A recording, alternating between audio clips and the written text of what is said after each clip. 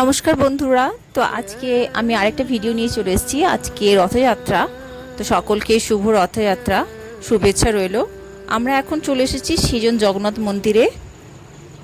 এই দেখুন পাশে রথ দাঁড়িয়ে আছে। এই রথই আজকে প্রভুদের নিয়ে যাবে চিত্রালয় মেলা ময়দানে, ওখানে উল্টো রথ অবধি থাকবে।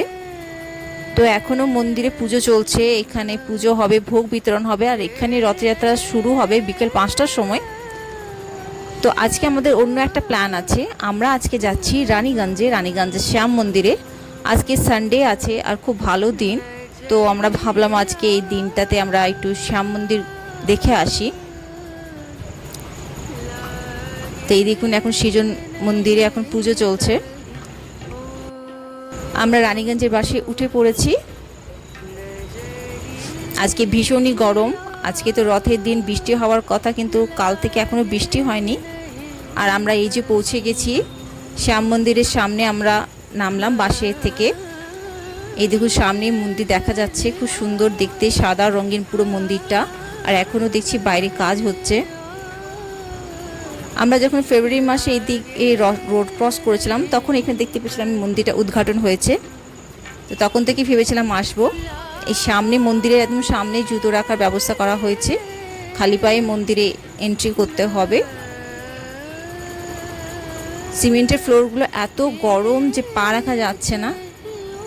দেখুন দুদিকে কত সুন্দর সাজানো গোছানো, এখনও আরও সাজানো গোছানো কাজ চলছে।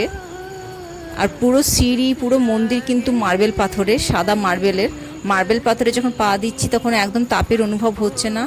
সিঁড়ির দুদিকে পতাকা দিয়ে সাজানো হয়েছে। এই সিঁড়ি দিয়ে উঁচুতে একটু মন্দিরটা বানানো হয়েছে বলে মন্দির থেকে আশেপাশের ভিউটা খুবই সুন্দর লাগছে দেখতে। এই দেখুন দূর থেকে দূরের জায়গাগুলো দেখা যাচ্ছে, ওপর থেকে কত ভালো লাগছে দেখতে।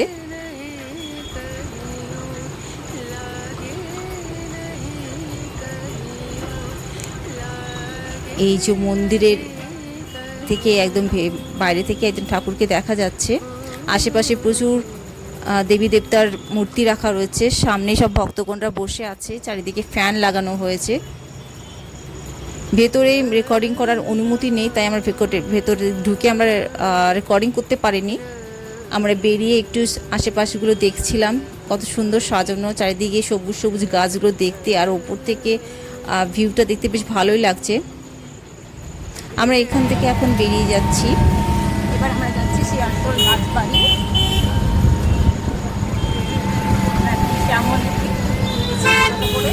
তো মোড়ে নামিয়ে দেবে, মোড় থেকে আমাদের ঘরে হেঁটে যেতে হবে, কারণ ভেতরে কোনো টোটো অত কিছু ঢুকতে দেবে না, যেহেতু আজকে অফিসের ভিড় হবে। রাস্তার সময় দেখলাম প্রচুর লোক যাচ্ছে। তো আমরা এখন যাচ্ছি শিয়ালতোল রাজবাড়ির দিকে। আমরা শিয়ালতোল রাজবাড়ির সামনে এসে গেছি, মানে রাস্তার একদম সামনে চলে এসেছি। এই রাস্তা দিয়ে আমাদেরকে ভেতরে যেতে হবে। ভেতর দিকে এখন অটো আর টোটো কোনো রকম যানবাহন যাবে না, কারণ কি মেলার রথের দিন প্রচুর মানুষজন এখন যাচ্ছে, সেই জন্য। আর রাস্তাটা সরুই আছে, তো এখন এন্ট্রি করতে দিচ্ছে না। তো আমরা এখন রাজবাড়ির দিকে এগিয়ে যাচ্ছি। দুদিকে ছোটোখাটো মেলার প্রচুর দোকান বসেছে। সামনে দেখুন রাজবাড়িটা দেখা যাচ্ছে।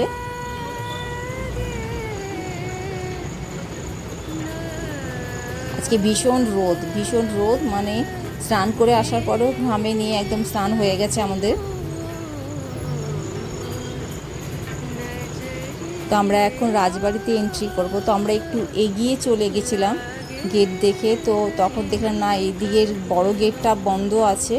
তো আমরা আবার রিটার্ন এসে সাইডে দেখলাম যে ভেতরে প্রবেশ করার আরেকটা গেট রয়েছে। এই গেটটা দিয়ে তখন আমরা আবার প্রবেশ করলাম।